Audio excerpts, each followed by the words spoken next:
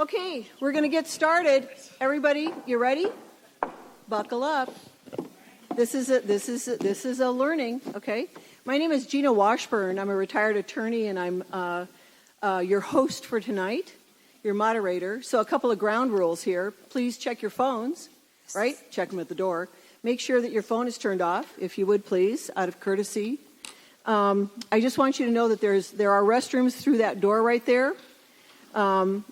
This is going to be a 1 hour of legal training. It's a fairly intensive body of work that our attorneys have prepared for you tonight. Questions and answers will be dealt with after their presentation, so no interruptions at this point in time. This particular presentation is going to be live streamed. It will be on YouTube, and it will be on the St. John's Church website and YouTube, correct? It'll also be recorded. So we want to make it available for posterity because it's a significant body of work.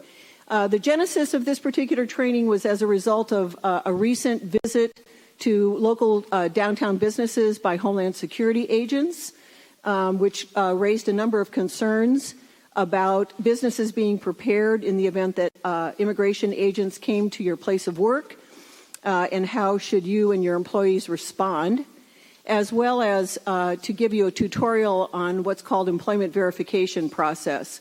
It's generally known as the I-9 form that businesses need to complete for every individual who is going to be employed. So it'll be a two-part piece of information. It's going to cover immigration enforcement and relevant agencies, preparation and response plans for immigration enforcement activities at your place of work, ensuring your workforce is authorized, and your I-9 employment verification and compliance. So it's a bit of a heavy topic. I want to just quickly thank co-sponsors. The co-sponsors for this event are the Northfield Chamber of Commerce and Tourism, the Northfield Rotary Club, and the City of Northfield Human Rights Commission. And so in our audience tonight, we're very grateful to have Mayor Zweifel and our City Administrator Ben Marteg, and we also have our Chief of Police, Jeff Schropfer. The Chief said that he would be available afterwards or even during maybe a Q&A period if you have a specific question related to Northfield Police and their relationship with immigration agents, which there's a great deal of activity. So those are our co-sponsors. In addition to St. John's, we want to thank them for giving us this space. And David Zdenek, our gentleman, wave your hand, David. David is our audio-visual volunteer, so thank you, David. Yes, I know. We love David. And I'm going to very quickly introduce St. John's pastor, Pam Finkenshire. I'm so close, Finkenshire, who wants to just say something briefly to you, and then I'll introduce our speakers. Thanks, Gina. It's heartening to see so many community leaders together in this moment. When Gina asked about our providing space for this event several weeks ago, who knew that how timely it would be? I just want to make available to you our sanctuary tonight as well. We have opened that up to the larger faith community. I think a couple of my other clergy colleagues will be around this evening. So whether or not you're a person of prayer, if you're just a light a candle kind of person, and if after tonight's presentation you just want a moment or two to sort of gather yourself spiritually and emotionally, you're welcome to join us just across the commons there. There will be candles. There are some written words if you're a person of Christian faith to use for your own meditation if you like, and also some words that our bishop from the Southeast Minnesota Synod said today at a gathering of over 200 clergy up in Minneapolis at 34th and Portland. It's a heavy day for our state, and I know that many of us bring that with us into this very practical and very practical sort of knowledge that we need tonight. We also want to make sure that you have some spiritual resources if you would like to take advantage of those. So thanks for being here tonight, and thank you for all that you do for Northfield.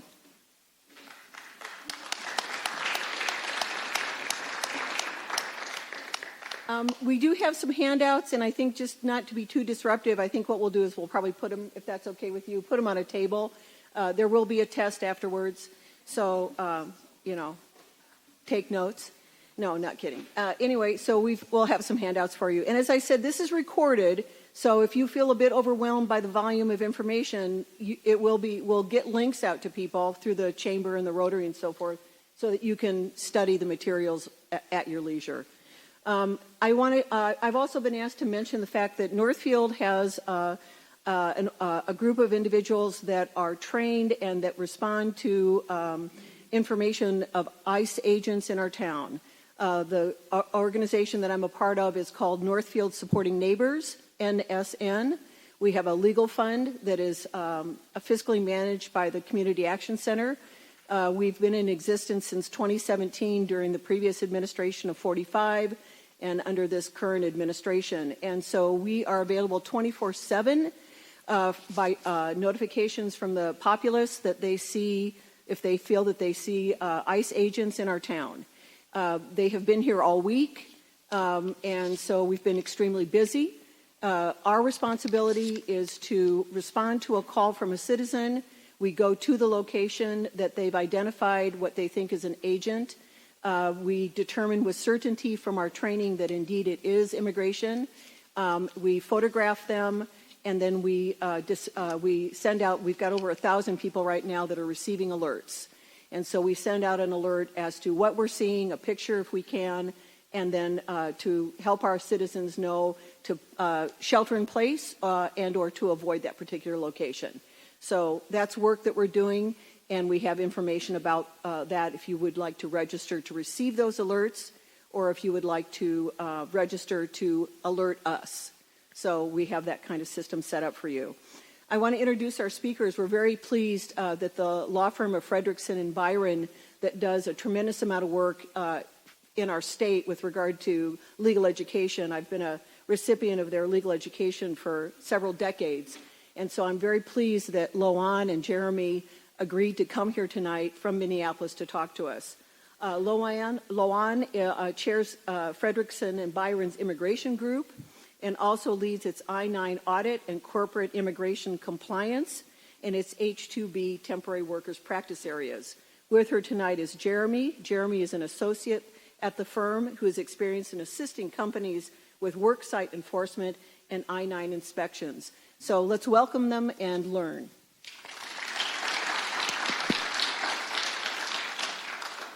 Thank you so much, Gina, for inviting us, and also to the pastor for providing the space to us where I hope that we can share some information with you.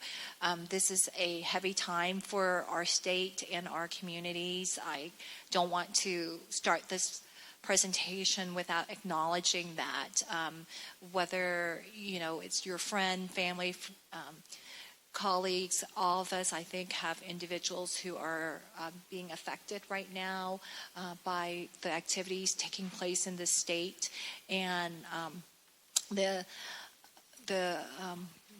killing, murder, death of Ms. Good yesterday has made it very difficult for those who do this work day to day, whether you're a volunteer or observer.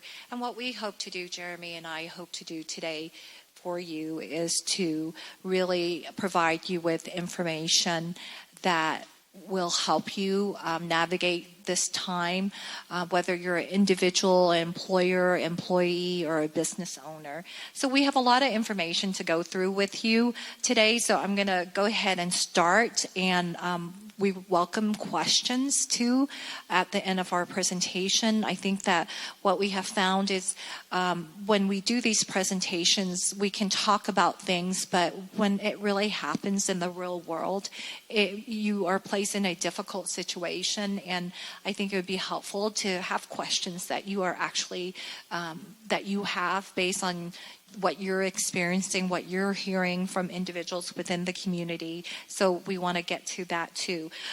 For our presentation, though, we are going to be addressing these topics. We are going to first talk about immigration enforcement and the relevant agencies that enforce immigration laws within our country and our state, and also current developments.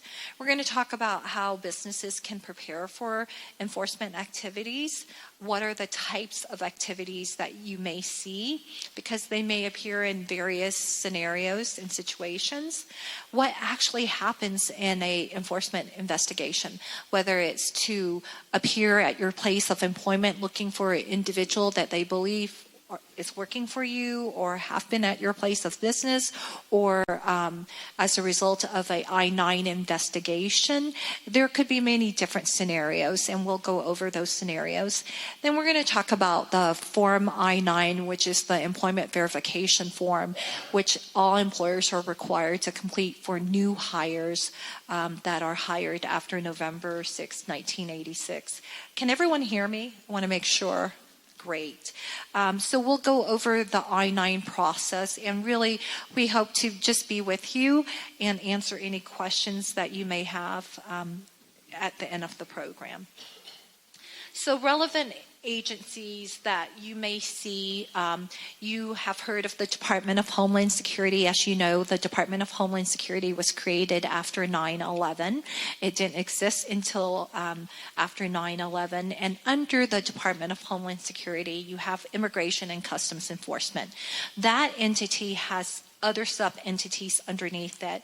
That includes enforcement and removal operations, Homeland Security investigations. So think of ICE, Immigration Customs Enforcement, as being the agency that is responsible for enforcing immigration law in the interior part of the U.S. That is what it's meant to be. You then have Citizenship and Immigration Services. We usually refer to it as USCIS. That is the agency that's responsible for providing benefits, immigration benefits to individuals who are in the U.S. or outside of the U.S. Then you have Customs and Border Protection, which is the entity that is responsible for the port of entries, the borders, for enforcing immigration law at the port of entry or at the border, and also providing benefits when people are at the port of entry and border. So you have these various entities. And what we're seeing now is that all of these entities are coming together and involved in enforcement. As I mentioned to you, it was really only ICE that's responsible for enforcement in the interior of the U.S. and CBP along the border and border security. But under this current administration, now you have these three entities all really working, focusing on enforcement and removal. That is just the reality of what we are in right now. And that's not what we're used to. We're not used to it, especially in Minnesota. If you're in the border states, you may have different experiences with CBP and ICE, but in Minnesota, that's what we've been used to. So ICE here, you have enforcement and DHS tasked with enforcing immigration laws, detention and removal. That is all under ICE. If there's a workplace raid, that is also conducted under ICE. It's usually under the Homeland Security investigation subset of ICE. They are not calling it HSI anymore. It's really all just referred to as ICE right now. But this entity under ICE is responsible for I-9 inspections, any kind of investigations. In prior administration, they were focused on human smuggling, drug activities, enforcing laws regarding drug trafficking. Right now, it's focused on immigration enforcement. USCIS, as I mentioned, is responsible for administering the immigration law. So any kind of benefits where someone is trying to apply for an individual to work in the U.S. or to come into the U.S., the applications are filed with USCIS. Sorry. Lots of acronyms. Yeah. So under USCIS, you also have the Fraud Detection and National Security section. This was created It's recent. It was after 9/11, and the purpose of this entity is to make sure that all of the benefits that employers or individuals apply for, mainly employers, are actually true benefits. So they are responsible for going to employers, places of employment where someone has filed a H-1B petition or some type of immigration petition to hire a foreign national, and making sure that those foreign nationals are employed there consistently with the information that has been presented to the Immigration Service. So that's called FDNS. And as I mentioned before, all of these entities have really moved into enforcement. So USCIS now, even though it's supposed to be an entity that provides benefits for immigration purposes, is now involved with enforcement. All right. So recent immigration enforcement, Jeremy is going to talk about that, but as we all know, it really became a tragedy yesterday in regards to the killing of Miss Good. And what Jeremy's going to share with you is that these stories of immigration enforcement within our communities, we may not be exposed to it, but they're happening in various ways. So Jeremy, you want to share with us about those recent developments? Yeah, well, thank you, Ann, and thank you all for being here tonight. I know it's a scary time here in our state, but coming together as a community is so important during these times to show solidarity and to get knowledgeable on some difficult issues. I just appreciate your presence and the dedication of the city of Northfield to doing that. Before we go into developments, one thing on the agencies I think is important to remember is that these are all federal agencies acting under the direction of the executive branch. So you might have local law enforcement or state agencies assisting or not assisting with these types of investigations. The agencies that we mentioned, USCIS, ICE, HSI, FDNS, those are all federal agencies. And one of the most recent developments that we've seen is with the uptick of enforcement activities, there's been a lot more federal agents here in the state of Minnesota. It was reported this week that there was 2,000 officers who kind of surged in here, and they're supposed to be here for a month. Of those 2,000, 1,600 are from ICE and about 400 or so from HSI. So just so if you get an idea of where the focus is, those numbers kind of help you figure that out a little bit. In terms of recent developments, a lot of this goes back to around a year ago when the new administration took over. There were some changes with first day executive actions and executive orders. So one of those was, it was titled Protecting the American People Against Invasion. And what that did was it expanded the federal government's authority to engage in what's called expedited removal. Expedited removal is the authority that CBP, ICE has to remove individuals who cannot establish authorization to be in the country without going before an immigration judge. So previously, expedited removal was limited to within 100 miles of the border and within a certain time period of arrival. What this executive action did was expanded that to the interior of the country and without time limits. So that was one of the biggest shifts that we saw, and that was a big signal as to what we should expect next to happen in the country. And obviously, like we've seen the National Guard, CBP, ICE being deployed all over, and here in Minnesota specifically. One other note is that with ICE and being difficult to detect, GINA is a great resource to identify if these are legitimately ICE agents or not in your community. There has been an increase in ICE impersonations, unfortunately. So there's been cases in Pennsylvania, that's where I'm from, at Temple University, but there's also been here in the state of Minnesota as well a few known cases. And I know that hits close to home just with the recent surge in ICE operations. In full transparency, this slide deck was created a week ago, and we couldn't have foreseen what was going to happen this past week. But what we did know was that there was a surge in September as well. It was called Operation Twin Shield. Secretary of DHS, Kristi Noem, came and gave a big report about it. It was highly publicized. They said they reviewed over 1,000 cases for widespread fraud here in the city. If you look at the numbers, she says 1,000, there was 4 arrests and 42 cases referred to ICE. And this was over the course of 2 weeks of intensive, highly publicized media activity. There was also a big focus on the Somali population in the Twin Cities, and then, as we know, the activities of this last week. These enforcement trends are a continuation from the first Trump administration. I-9 audits are a method that HSI uses to gather information about employees and workforces. We saw there was about 10 times as many I-9 audits during the first Trump administration as there were during the Biden administration, and that the goals were shifted to about 12 to 15,000 audits. COVID happened and kind of interrupted that goal, but what we have seen is that I-9 audits are on the rise again, especially this past month. Juan and I have been on the phone pretty much nonstop when it comes to I-9 audits and HSI activity in the Twin Cities and in Minnesota generally, and we expect that to continue.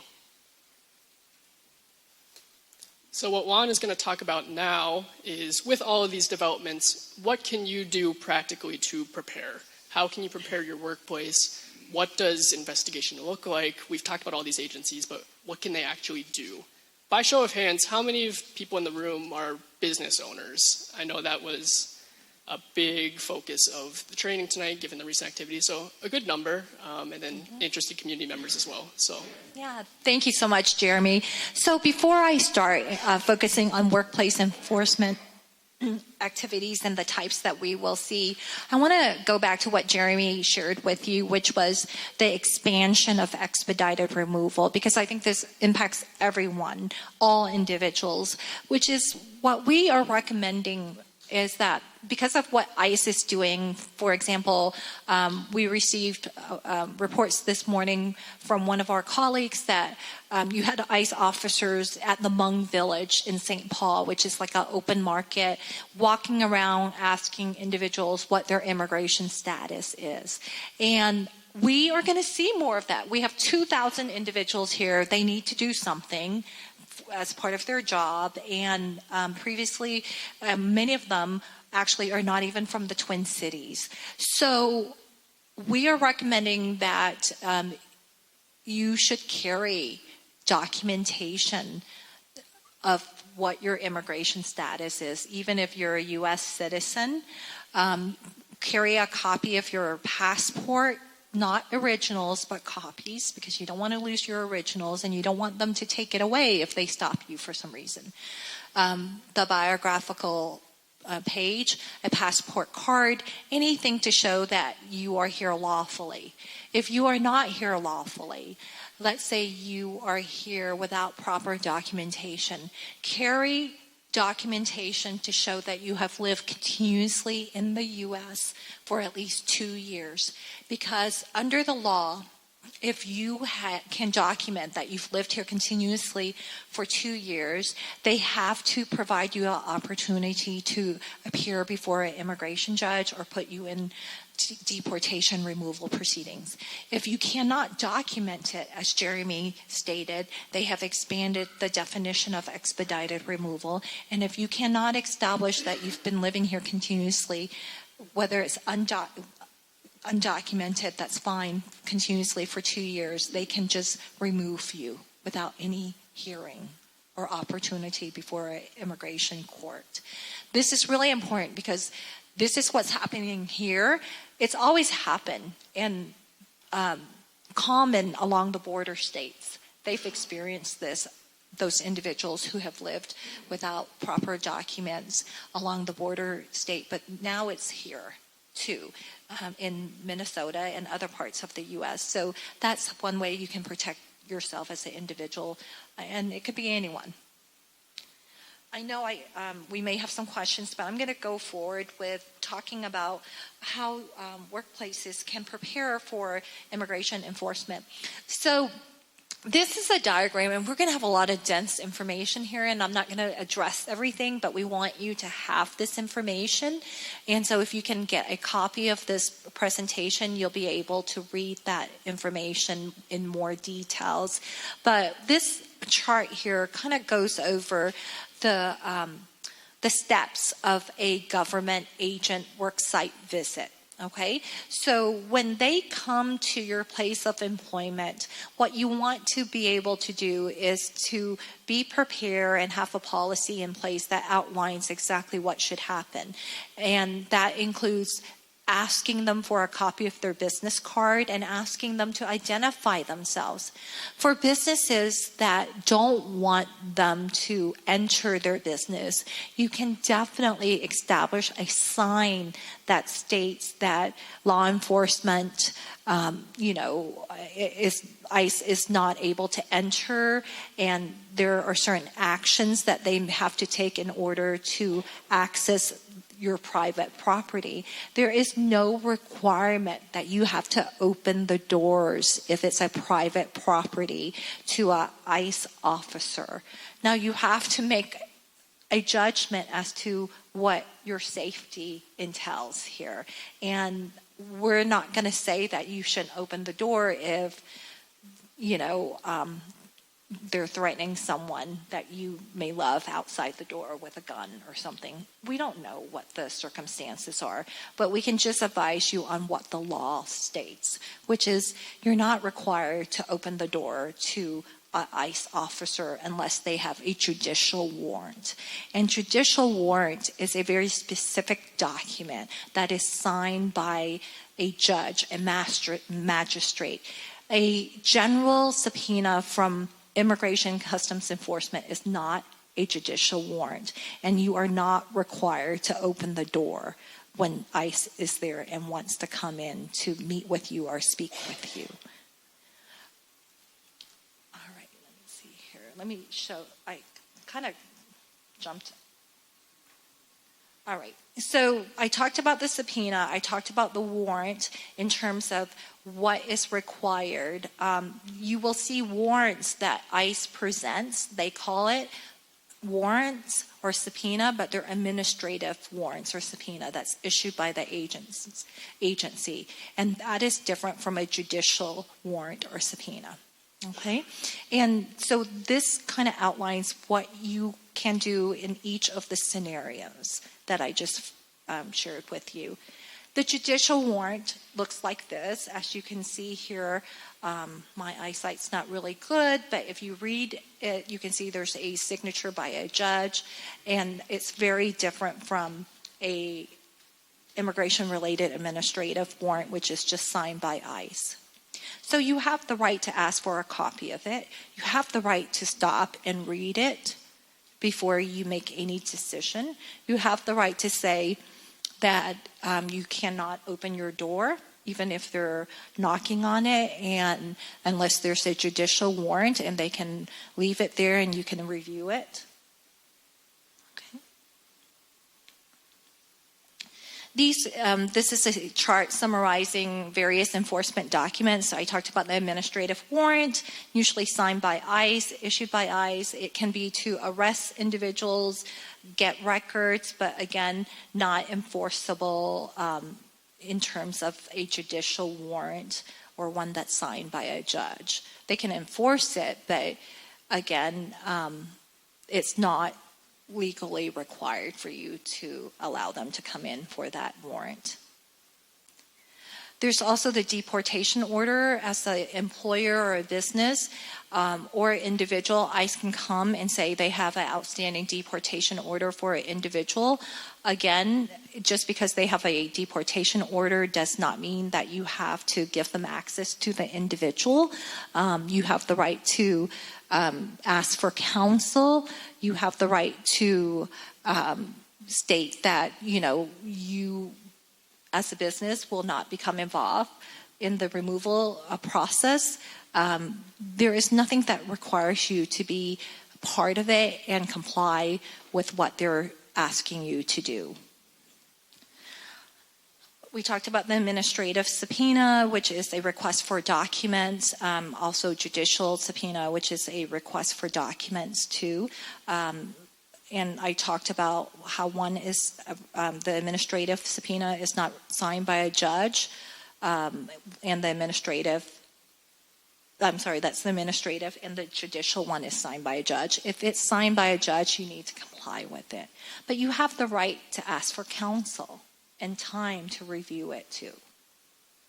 In real life situations, we all panic, and what we hope to do is just kind of give you that information, and perhaps you can share that information with individuals to know that despite what you hear and what's going on, you do have rights. A scenario that we see a lot is ICE contacting employers for employee information. And so ICE will come with a signed subpoena or warrant for requested information. I've mentioned before, unless it's a judicial warrant, you don't have to comply with it. You can buy time and ask for them to provide it to you, and that you will seek counsel on it to see what you need to do to provide that information. Be aware of privacy laws and industry-specific privacy laws such as FERPA, HIPAA. Those are privacy and data laws that you need to be aware of. My recommendation is just tell them you need to talk to legal counsel before you can take any action. That's your policy.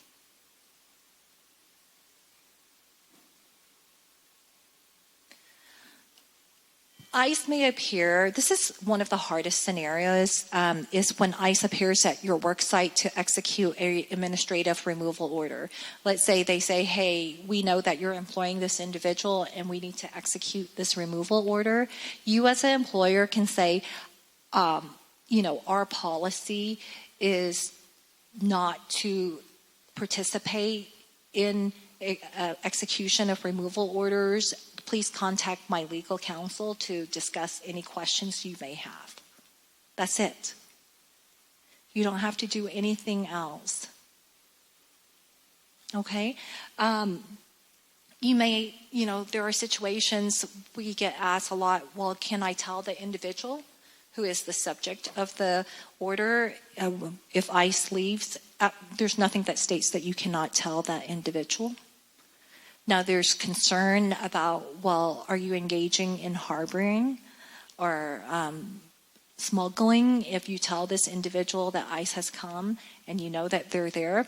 There's nothing that states that you have to, again, not reveal that ICE has come and asked for this individual's information and has issued a warrant for this individual. I would be really careful, though. And we have heard scenarios where employers have had people hide. I would not engage in those activities. Once you let ICE in, they are in. And that's why it's important not to let them in. And you can do it in a cooperative way. You can establish a policy that says, look, our company's policy is not to allow law enforcement in private areas.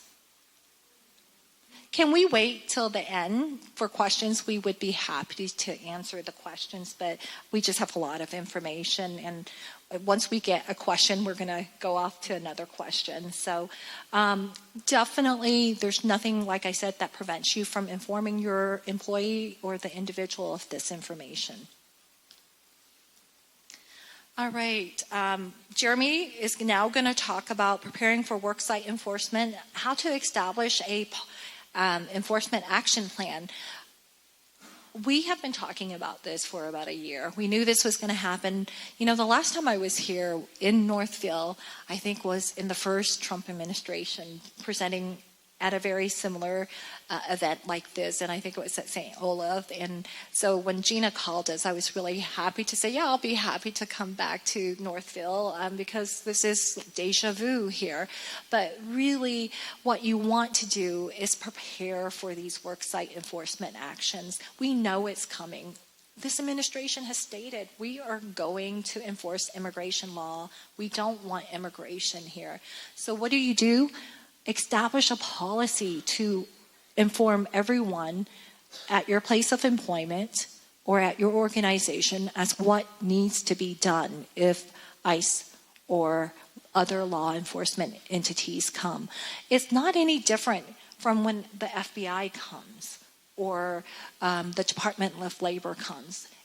They're very consistent practices that you want to engage in, and Jeremy's going to outline a plan that you can follow. Thanks, Ann. So now that we know the types of enforcement activities, the mechanisms that ICE uses, let's talk about how to prepare actually practically. Let's give some practical tools out, because the best time to prepare is before. If you don't have a plan in place when somebody comes knocking to your door, when somebody visits your business, that's when it gets really confusing, it gets really fast, it's scary, and you can make a snap judgment that might not be what's in the best interest of you as a business or your employees. So it's important to have a plan in place, and one of the best things that you can do is centralize. To have an appointed representative, somebody who, and now that you've all been to this presentation, you're all going to get these notes, you're all going to get these handouts, somebody who knows what to do. Have somebody in mind, make sure that phone number is in a place that's easy to access. We've had large organizations put together call trees. So if this person's not available, call this person. If that person's not available, call this person.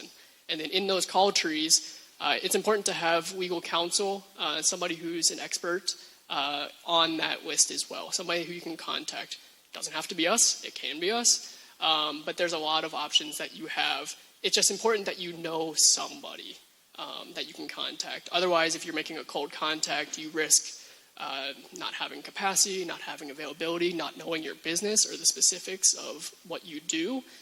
So establishing that relationship now, if you think you're at risk, is really important. And then train with your frontline employees and your managers. While it's great that you have the head knowledge, who is the first person they're going to see? It's going to be that person at the register. It's going to be that receptionist. It's going to be the person who's that first point of contact.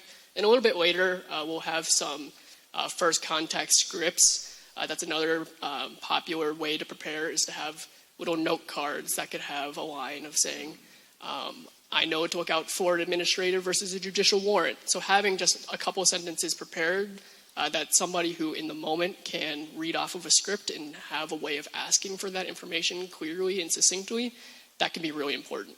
But having trainings, whether it be know your rights or exactly what we're doing tonight, and we'll give you the materials to do that for your employees. Another really important thing that you should consider is what areas of your business are public and what areas are private.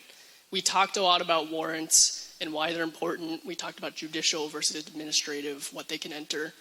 The key is, though, public areas are public areas. Anybody can go into them. So, for example, if we think of a doctor's office, that's a really good one.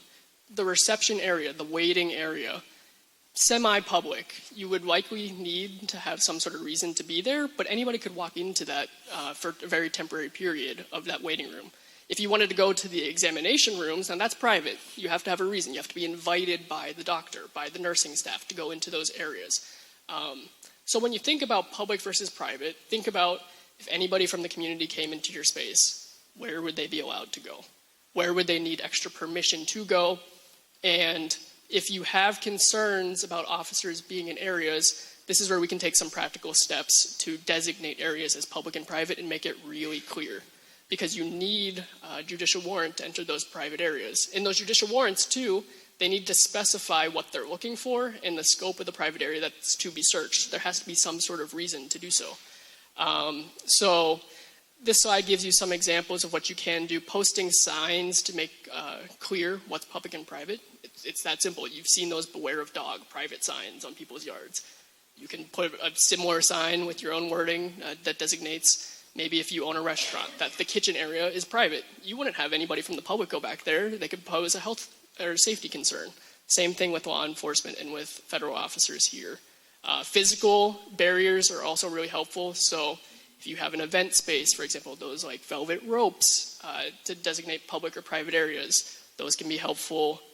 Or if you're looking to do a renovation of your space, maybe consider reducing your public and private areas, and then keeping private information out of public view. That should go without saying, but employee documents, sensitive business information, keeping those in private areas so they're not easily visible from a public standpoint. If somebody can just walk into your business and see some of this sensitive information from a public area, that's something that we should consider, because if it's publicly available, then it's publicly accessible and it's easy to act on from an enforcement standpoint. So public and private areas, knowing or considering that for your business is important. And then also knowing your rights as an employer. That's the purpose of today's training.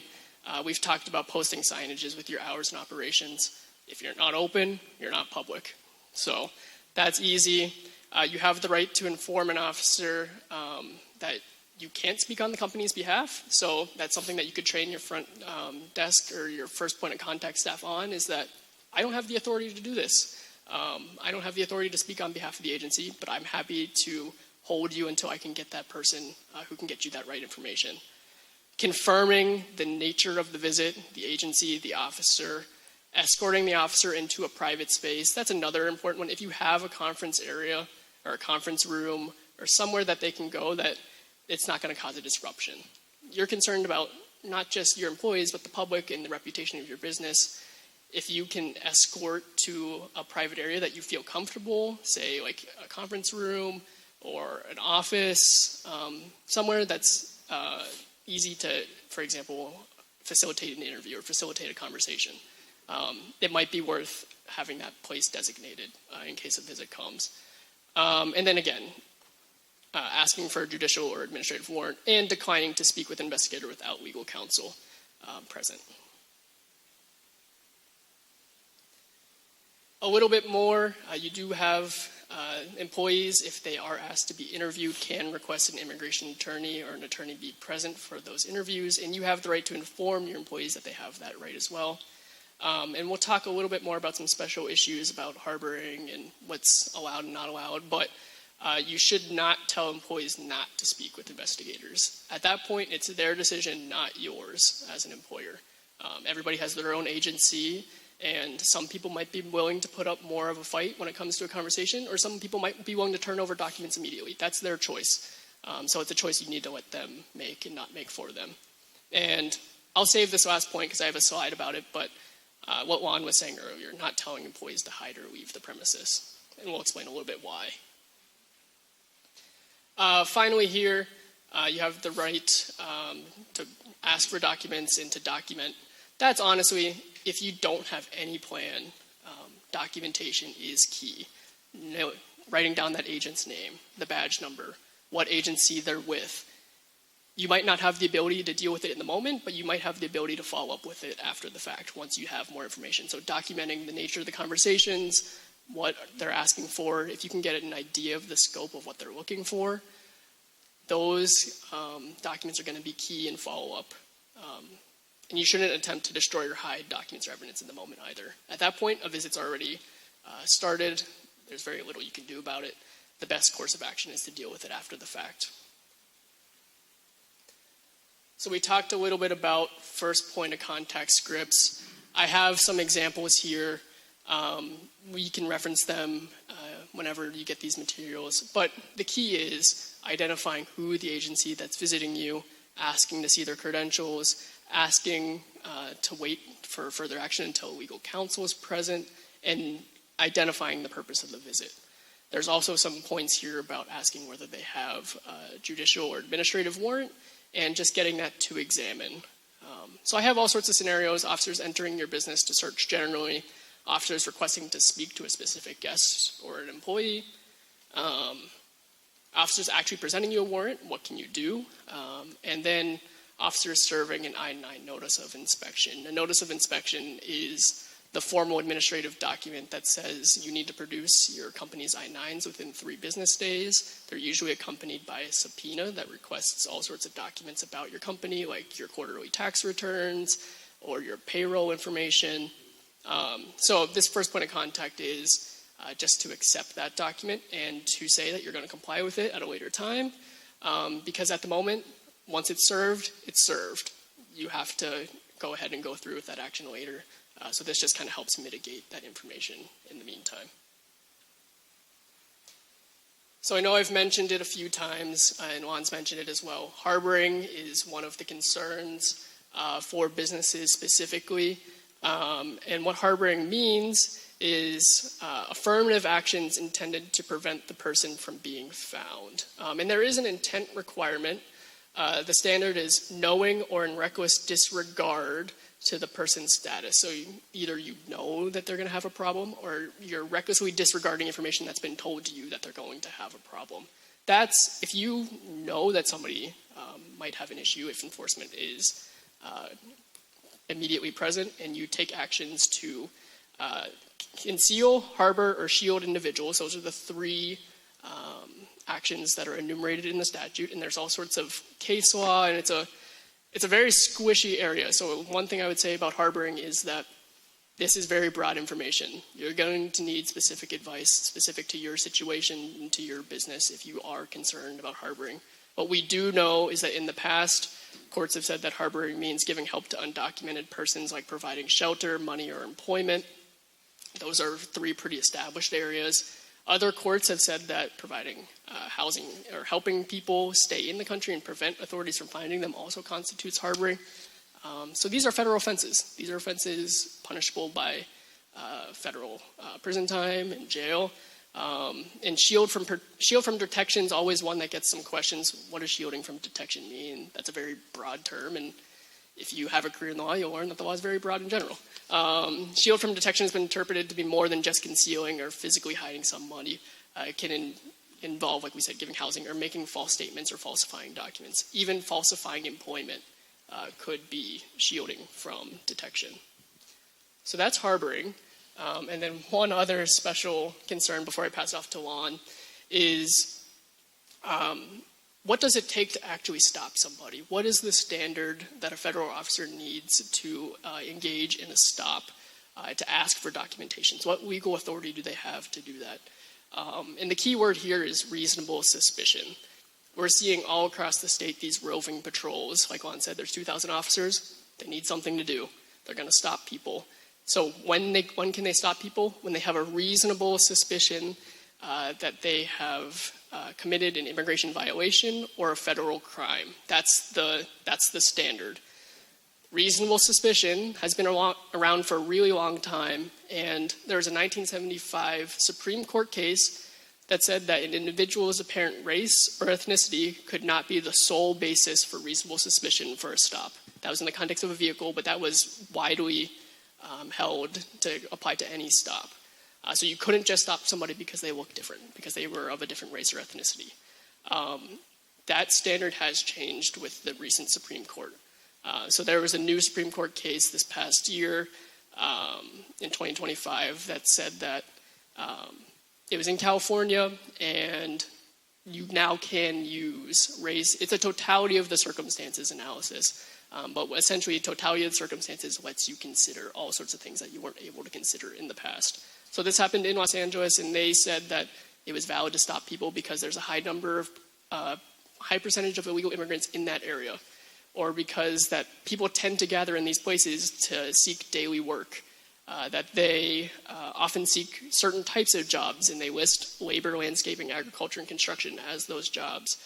Or that they're from areas like Mexico or Central America and don't speak much English. These are quotes from the case itself. So if you're wondering what totality of the circumstances is, what kind of profiling it allows, these are the types of things that are now permissible under law to make a stop of folks if they have the reasonable suspicion, and that's how it's being interpreted now.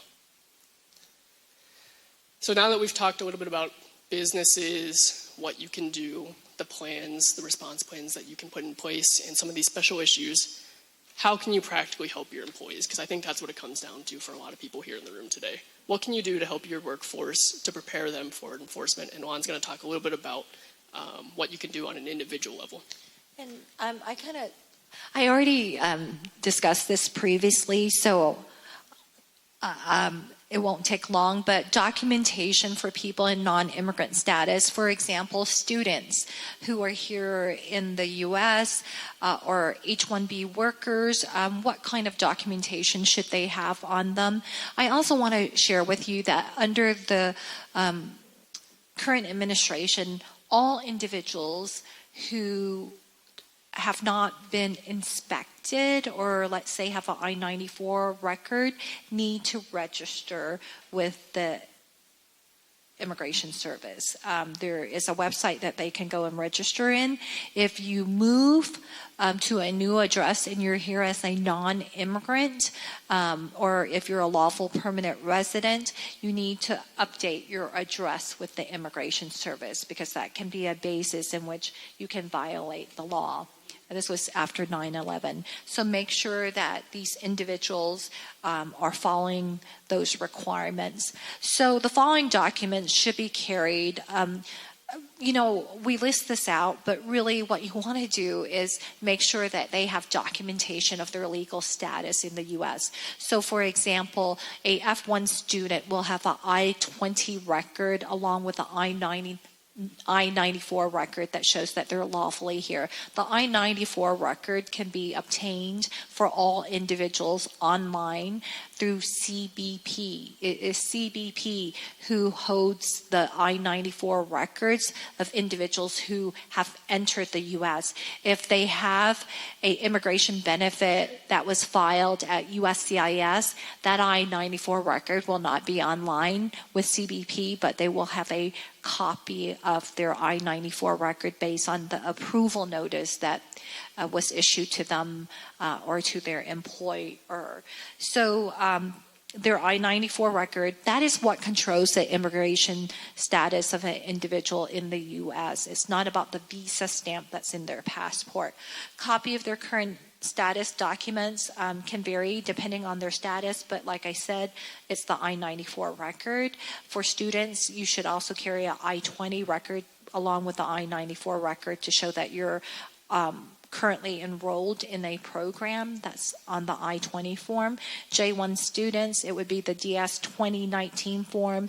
H-1B workers, L-1 workers, any non-immigrant workers will have a I-797 approval notice, but really it's their I-94 record, okay, that controls their status. A question that we are seeing a lot is individuals who are in TPS status or parole status. As you know, the current administration terminated many countries from the TPS program, and there's still litigation about it right now, and I would just advise you to look online at USCIS, and if it's not clear, contact legal counsel. It's not clear to us sometimes too, because what's happening is, for example, the temporary protected status of certain countries have been terminated, but there are lawsuits in place, and as a result of judicial orders or court orders, they still may have work authorization. They may be expiring soon. It's very confusing to employers right now, and we understand that. So please make sure you reach out for assistance regarding that, or look at the USCIS website, and it tries to outline it.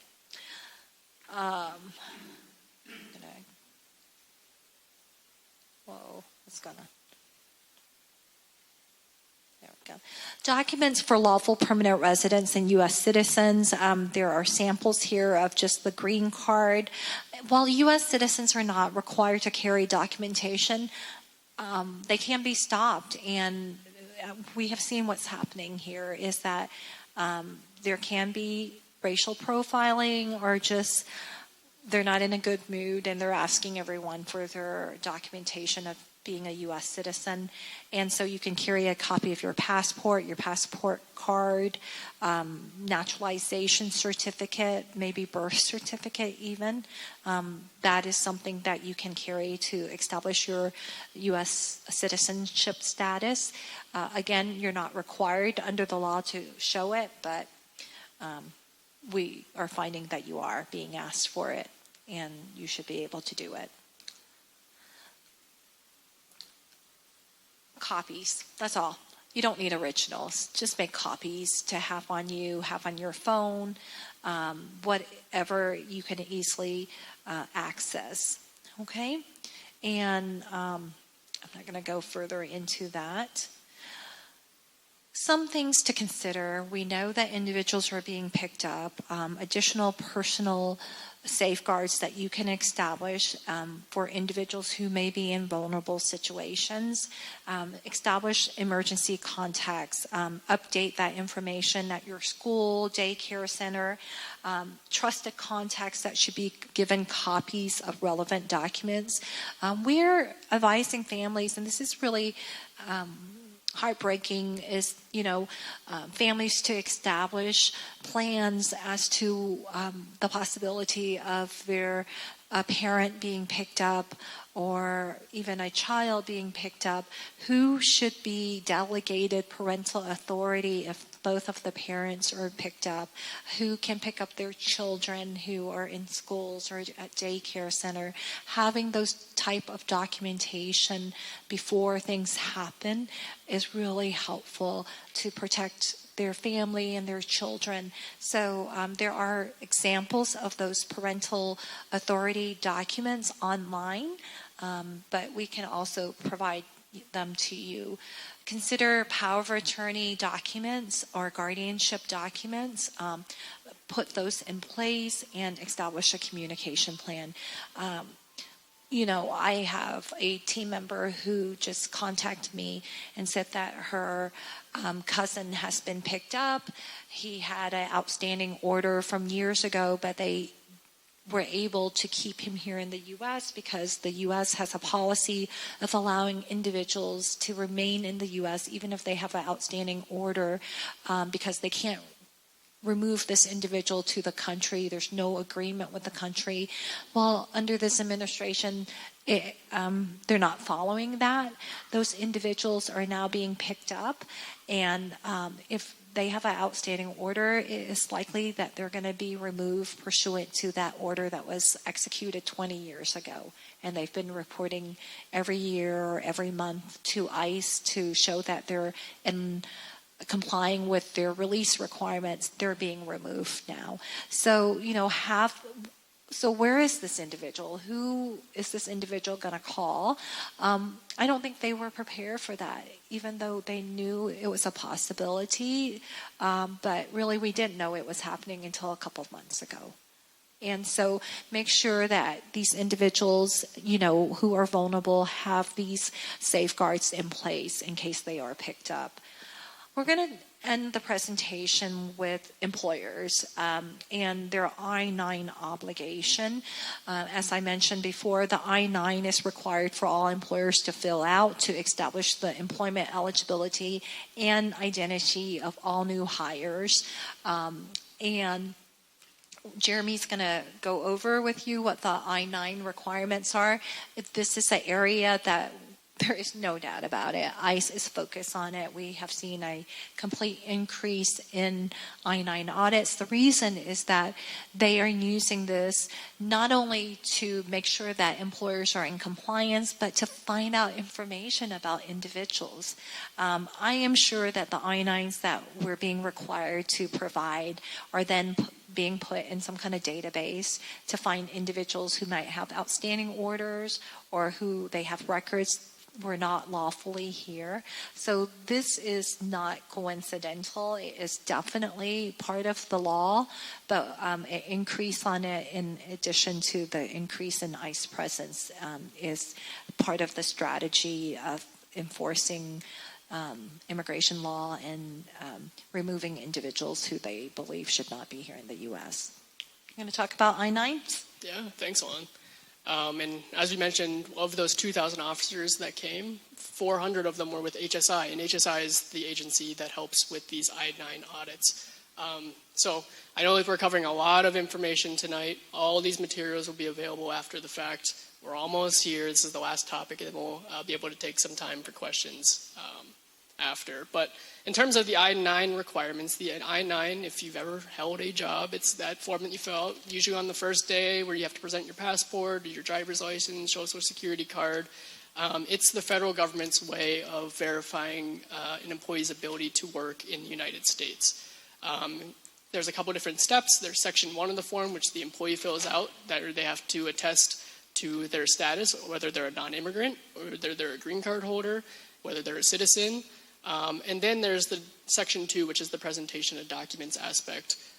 You might recall that there's all sorts of options, any number of combinations of documents that you can request. There's list A documents, list B, list C. You can Google all these after the fact. But what's important from an employer point of view is that you don't need to verify the legitimacy of these documents. They have to be facially valid. So you don't need to be an expert in employment authorization documents. Juan mentioned that TPS and EAD categories are really difficult to keep track of. That's true for us. I have to Google them every single day. So they can't expect employers to stay on top of that either. You just need to determine whether it appears to be a real document. And then once you fill out the forms, there's all sorts of timing requirements. There's retention requirements as well. You need to keep the forms available in the event that you are audited like this. It's for active employees, and then it's for former employees, whether they were terminated within the last year or if their first day was within the last 3 years. So there's a couple of retention requirements, and then what happens in the event that you are served an inspection. How does it go? So the first step is you receive a notice of inspection. And that notice of inspection is a document that demands that you produce your original I-9s and copies of supporting documents. So if employees presented you passports, employment authorization cards, green cards, whatever it might have been, that you present those documents to an HSI auditor within 3 business days. There's a subpoena that goes along with it, and that you should respond to that also within 3 business days or request some sort of extension. And that's the business documents. That's who are you related to as a business? Do you have subsidiaries? Do you have affiliates? Who's your executive director? Things like that. Those are the types of information that get requested in the subpoena. Once you turn those documents in, what happens? They go to HSI, who inspects the validity of those forms. They assess for technical violations. It's a 1-page form now. It looks really easy. It's not. I promise it's not. It's not uncommon to see error rates of over 50%, over 75% in this form. So they'll assess technical violations, but really what we're seeing now is they're more interested in violations of folks who can't establish employment authorization. If some of the documents provided were illegitimate, they'll run all the numbers through certain background checks, and then they might issue a notice of suspect documents where you have to make the decision or give the employee the option of making a decision whether they're going to try and present new documents that establish their employment authorization or if they're going to leave the company because you're no longer eligible to employ them. If there are violations, like I mentioned, they can result in an intent to fine, whether it's for hiring or knowingly hiring or continuing to employ folks who don't have employment authorization, or for those technical violations. And what the range of these fines can be really varies between whether this is your first inspection, your second inspection, and how gross the issues are. There is the option also, if you are compliant and they're relatively minor issues, that this results in a warning notice. And having an immigration attorney on your side through this inspection process is helpful. There's often a relationship with the auditors in the city that they can help navigate you through, that can help mitigate whether you're going to result in a fine or a warning notice at the end of it. This is an example of the subpoena that gets served. Again, probably better for the reference materials after the fact. It lists out the sample documents that they want. It's very boilerplate. Every single inspection that I think we've seen these exact same 12 requests, so we're very familiar with it. So definitely give it a look after the fact. And then how can you prepare? Have somebody really trained in I-9 administration who can help you when you're onboarding employees. The best time to catch these issues is at the beginning, whenever you're filling out that form. That central I-9 administrator can also help you with what's called an internal audit. Companies always have the ability to audit their I-9s. Yes, there are some issues that you can't remedy. Timeliness is the most obvious of them. Forms have to be signed by the employee on or before the first day of employment and by the business within 3 business days. If you didn't have the timely signatures, you can't fix that. But that's one issue on the form. You can fix all the other issues on the form, essentially. So say the documents presented were the wrong combination of B or C documents. You can go back and request that they represent documents and then reinsert those onto the form. The important part is you need to correct the forms correctly. No whiteout. That's a blanket rule. No whiteout. ICE always assumes that you're hiding something if there's whiteout. Red ink pen, strike the form, and then make the correction, date the correction, initial it, and say that it was because of an internal audit. That's why you were doing that. Same thing with omissions. You can insert the omitted information in red ink. You just need to make it really clear that you're making a correction. And because these fine ranges are so variable, the fact that you're trying goes a really long way to show that you're trying to comply with the right policies. So that's some practice tips here. Correctly.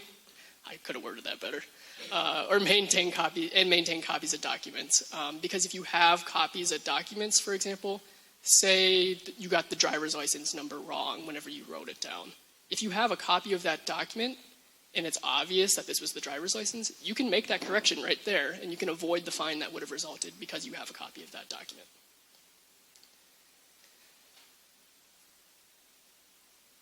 Okay, I promise this is the last slide. Responding to an I-9 inspection, having that central point of contact who can get you on the right path, whether it's contacting an immigration attorney, whether it's having these documents collected already since you've seen the boilerplate language, you know what's going to be requested, having somebody who can deal with that. Employers have 3 business days, so it's going to be a fast turnaround. And making copies of all communication documents during that time is going to be important because you want to show that you're making an effort to comply with these requests. A lot of the times, warning notices, they result in the fact that the companies were very compliant and very responsive. Great. Well, thank you so much for joining us. We would love to answer any questions. And Gina, I don't know if you wanted to have it in a format or anything. We really appreciate you coming out here and wanting to obtain this information. It's so important now. This is just the beginning, you all, and that's what's so frightening is that we're 1 year in. This is the beginning of an increase that we're going to be experiencing for the next remaining 3 years, and we'll see what happens after that. But we're in this for the long haul, and we want to make sure that you have the information you need to protect yourself. And we'd love to entertain any questions. Sure. I don't know what works best for our audiovisual gentlemen, if you would prefer to have individuals stand with a microphone and ask a question, or you want them to write it on a card and hand it to me. Can we stand up too? Is it going to mess up your recording if we stand up? No. Okay. Plus, I'm short, so I'm just. So has anybody written a question down on a card that I can pick up? Or does anybody have a question? Please stand. I know there was a lady here that had a question when I was presenting. Okay, great. Which one? No, anyone. Here's one right here. Oh, okay. Please stand. You had a slide in there about keeping documents for I-9 verification, and I've heard different things about that, whether you should keep them or not, from different HR or legal professionals. So could you speak to that a little bit, the pros and cons? And then also, if I could have 2 questions. Considering a farm, Yeah. would a gate serve as a barrier with a sign that would be good enough for, because there's a lot of spaces that should be private on a farm, but are very easily accessed by anyone. So to your second question regarding a farm situation, would a gate be sufficient? It depends on what the rest of the farm is. We actually have been working a lot with our real estate department, who have been getting questions about this from a lot of their landlord tenants, situation. And if you have a farm that is, let's say, gated, or you have barriers, fencing around it, and it states very clearly private property along the barriers, intermittently, that indicates that it's private property. And there are certain signage that has really clear instructions to ICE and other law enforcement agencies that they will be trespassing if they go beyond this point. So I really recommend that you look at some of those signage and, post them around the farm area. But usually a gate indicates that it's private property. And if you note it, that's what it means. And they need to, the more information you can give them to explain that, hey, this is private property. You need to contact this person if you have any questions or need to contact any individuals here, I think is really helpful. To your first question, I think it was about documentation, HR legal documentation as part of the I-9 retention process. Oh, yeah, I love this question because I've been doing this for 30 years, and I have been one of those practitioners that have stated that you should keep photocopies of supporting documents. And let me share with you why I state that.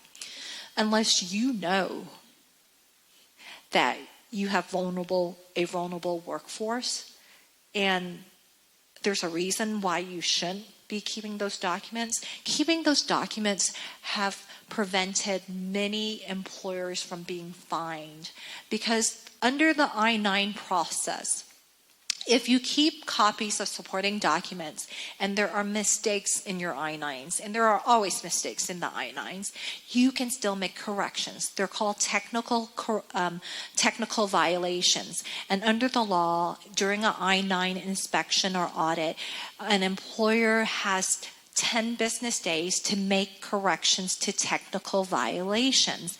And if you are able to make the corrections to those technical violations, you can avoid a lot of fines.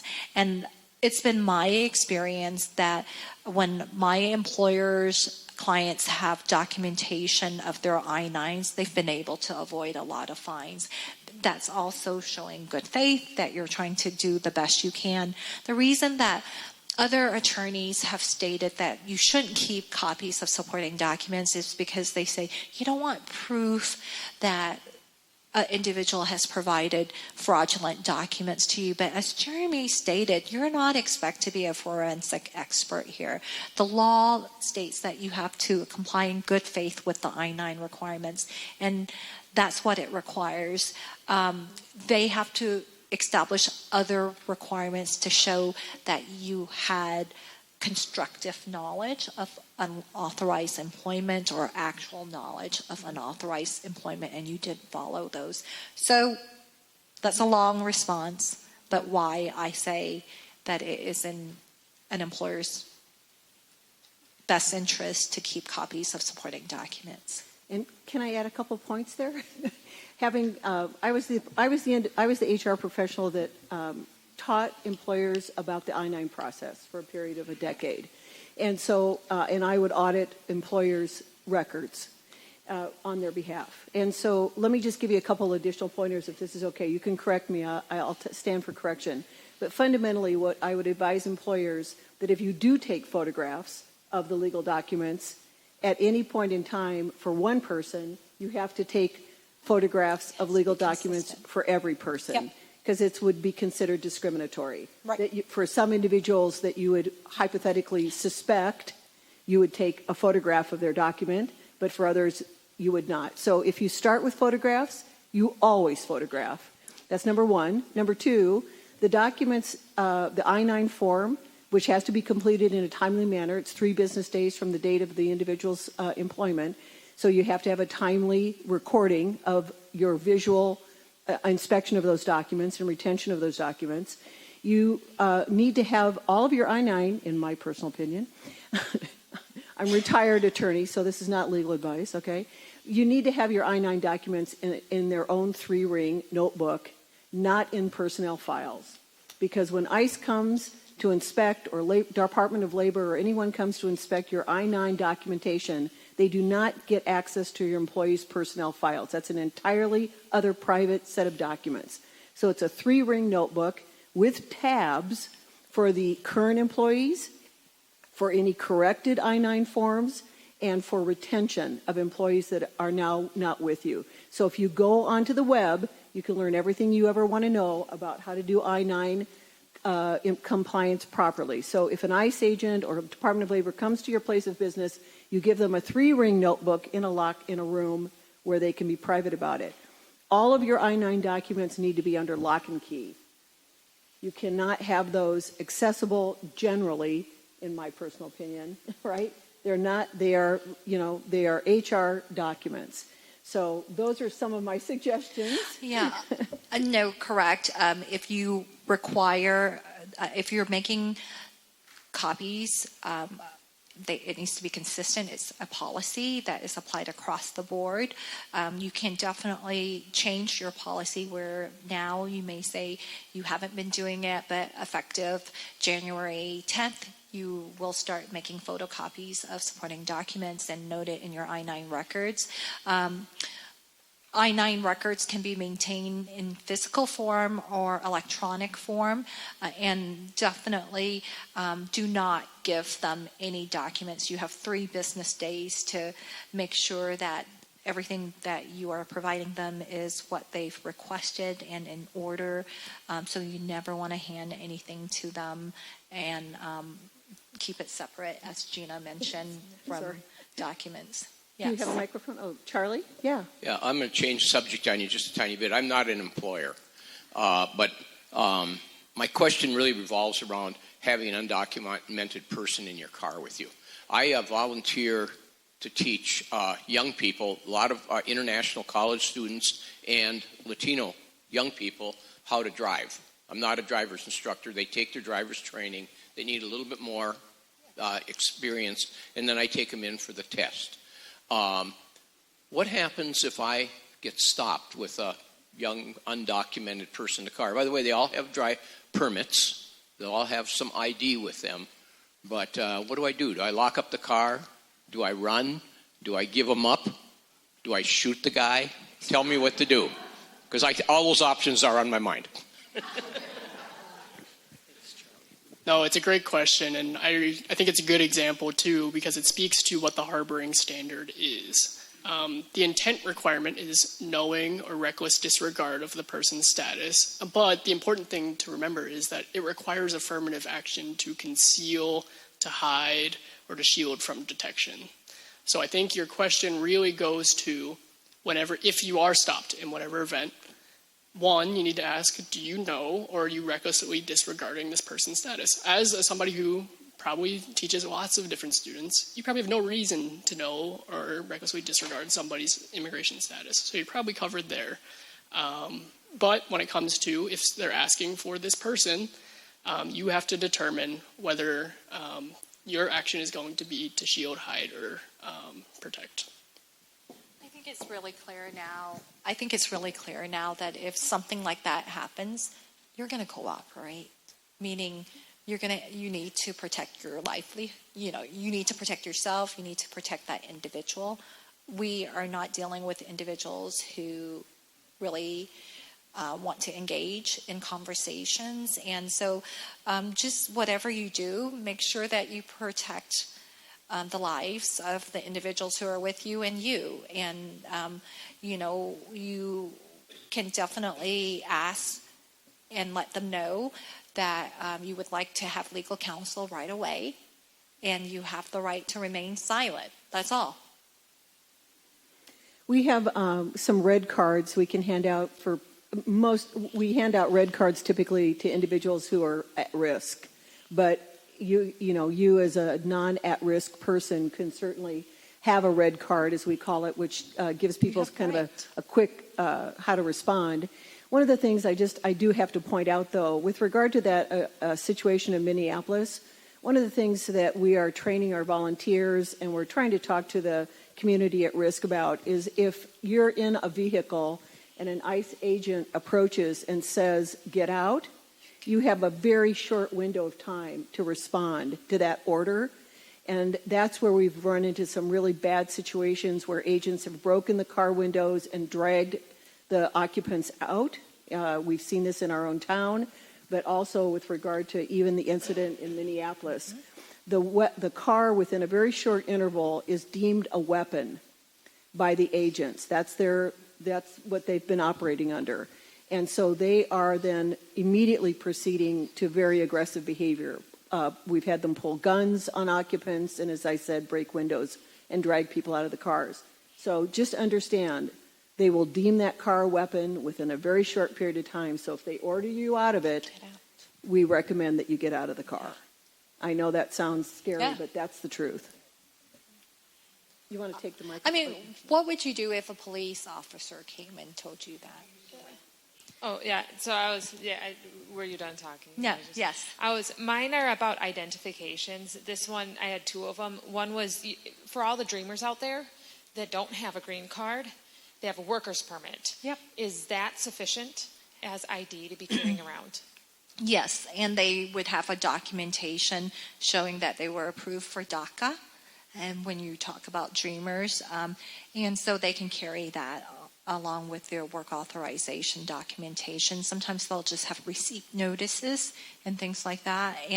But we have heard situations where young students were arrested and handcuffed because they didn't have their documents with them, and their parents had to then go get the documents.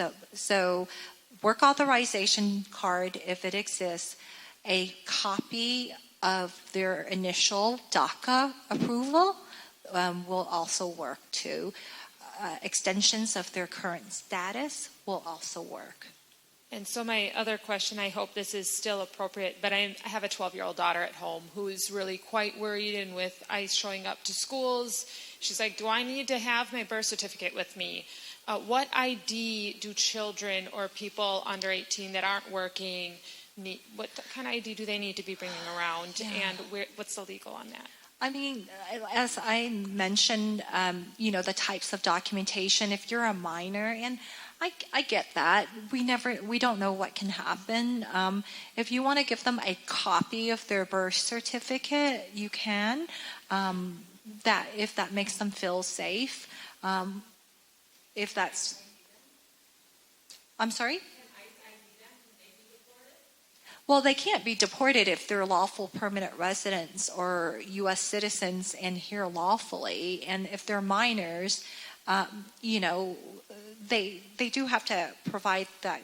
The reason we are saying to have that document on you is that you want to close off the questions right away. And if you can establish that you are a lawful permanent resident or a U.S. citizen, then it hopefully closes ends any questions that they may have. Hi, I'm not an employer, so I don't know if I should I'm kind of wondering my question is, I believe in the rule of law. I really do. And when you said you've been doing this for 30 years, I have a new hero. God bless you guys for the work you do. Really, it's so important. But I feel like we're not in Kansas anymore.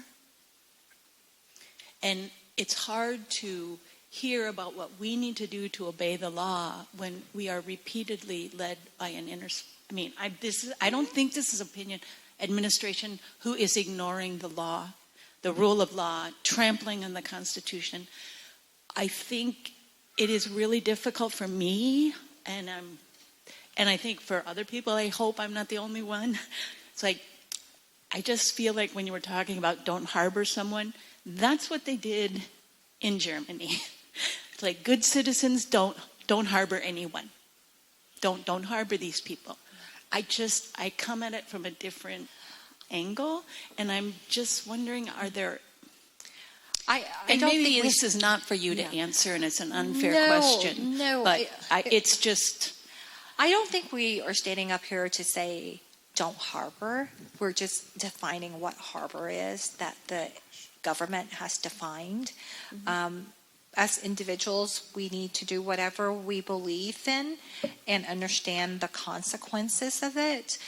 We're just giving you what the definitions are. I don't think in any way we stated that you cannot assist your neighbor in the way that you find is appropriate. I mean, I am in a fortunate situation that I'm a lawyer, so I can help individuals. That's part of my job. That's part of my ethical obligation. We just want you to know what the definition is, because I think I've been asked that, and I hope that if they want to use that against people in terms of charging them for harboring, then it's up to us individually as to what we're willing to stand up for. Some of the harboring conversation has been present with regard to churches that declared themselves sanctuary churches. So that really was the genesis for us at First UCC in town. We declared ourselves a sanctuary church, built a residence in the church, and were prepared to receive people and to protect them.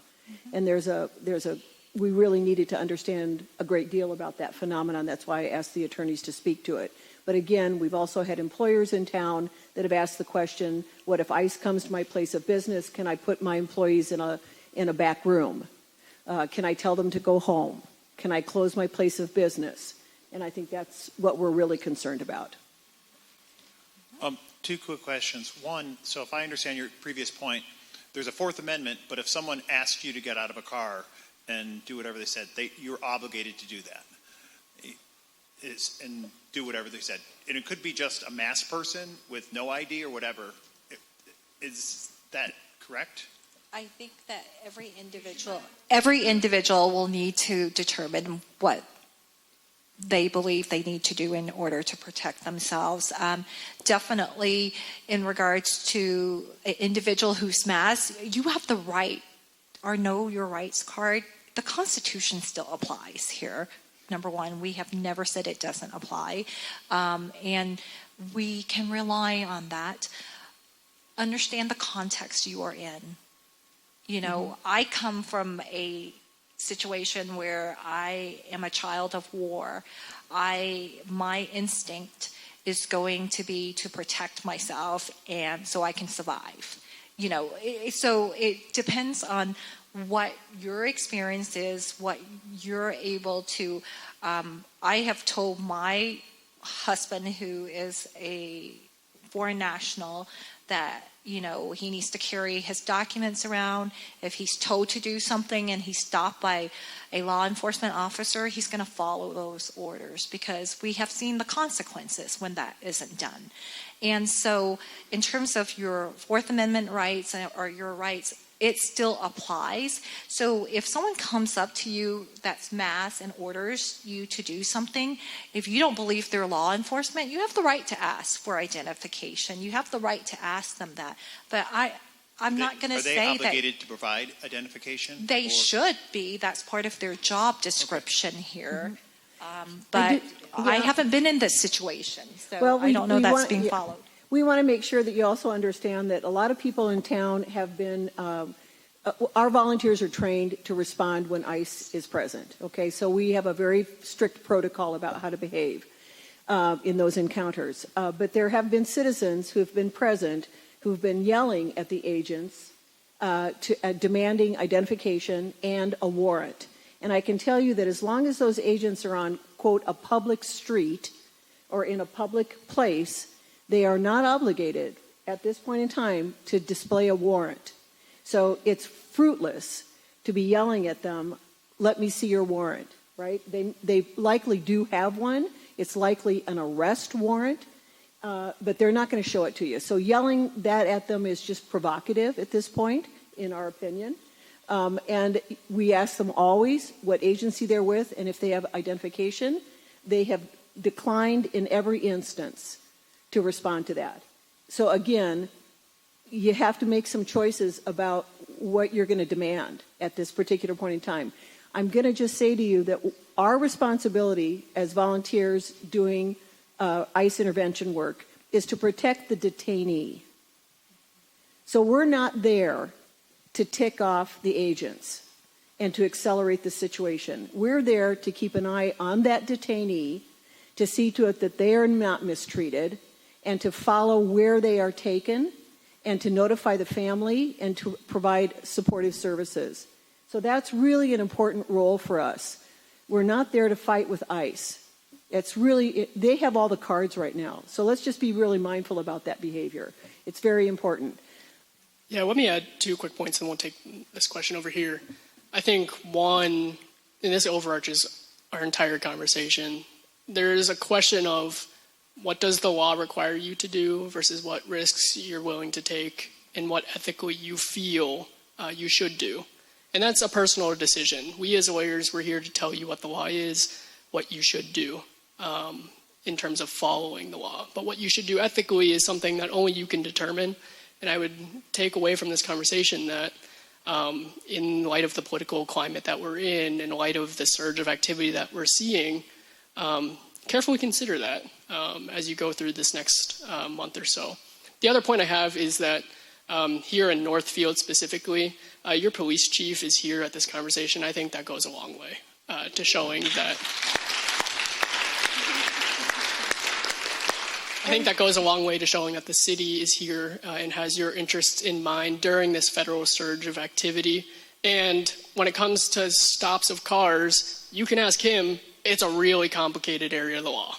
Like, we spent like 4 weeks on it in law school, and I still couldn't tell you what's allowed and what's not allowed, what the standards are. It's really complicated, and it's a really quick scenario. If you have specific questions, he's probably your best bet to ask and can give you better advice than we probably ever could. I would also just write down the letters AILA. It's the the Association of Immigration Lawyers, right? It's AILA. AILA. You can just there's just one of several excellent websites that you can go to, and they have Know Your Rights documents for ICE at your home, ICE on the street, ICE at your workplace. They have them in English and in Spanish. I just commend you to just become a student of that information. You should just know it. Everyone should be aware of it. So it's impossible for us to really encompass all of that information for you.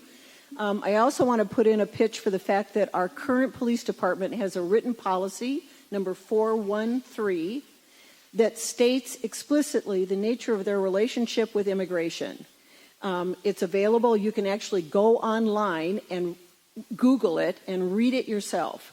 But the current policy of our law enforcement department is that their job is public safety and traffic control, and that they are not in a contractual agreement to assist ICE in the enforcement of federal law.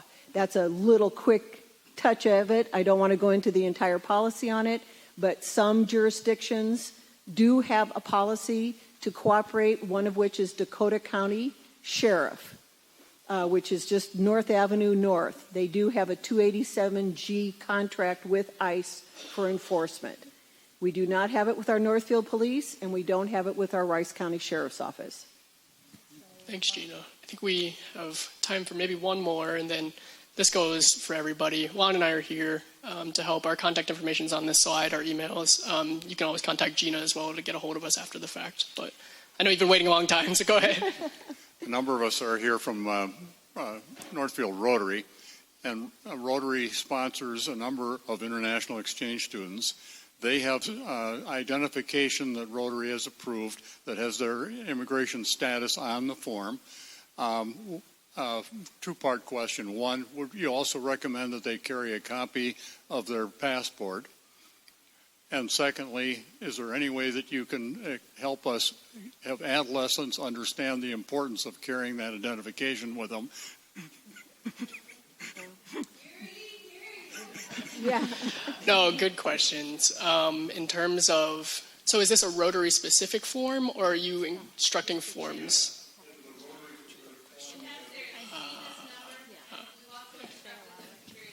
Yeah, usually if they're here on the Rotary, it's probably a J status that they're in. And so they will have a DS 2019 form, which talks about what program they're under. Their I-94 record will have duration of status, which means they can be here as long as the program that they're in is still valid, which is based on that DS 2019. So really a copy of if they have a driver's license, anything to show their identity, their I-94 record, which can be printed off online at cbp.gov, and also the DS 2019, which is shows that the Rotary is their sponsor to be here for their program. So before we lose any more of you or say thank you to our speakers, I just want to tell you that the City of Northfield has assured me that they will, after this, prepare a link on their website for you to access the recording of this program, as well as to provide you with access to the PowerPoints and to the handouts. So we'll make sure that we'll ask Rotary if they're willing to, and the Chamber if they're willing to, for example, and other networks to communicate that link to you so that you have access to it. That's really the only way that we can do it, so stay tuned. And I just want to say thank you to all of you. Stay safe out there.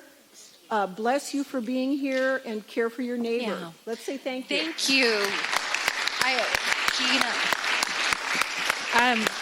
Jeremy and I are in our offices day to day dealing with questions from foreign nationals, individuals who are really concerned and scared. And I have to tell you, I love being here. Thank you for the opportunity to know that there is community here to support individuals who are our clients, who are foreign national students. Thank you so much. It's so important for them to feel that in this time that we're in. So thank you for having us here.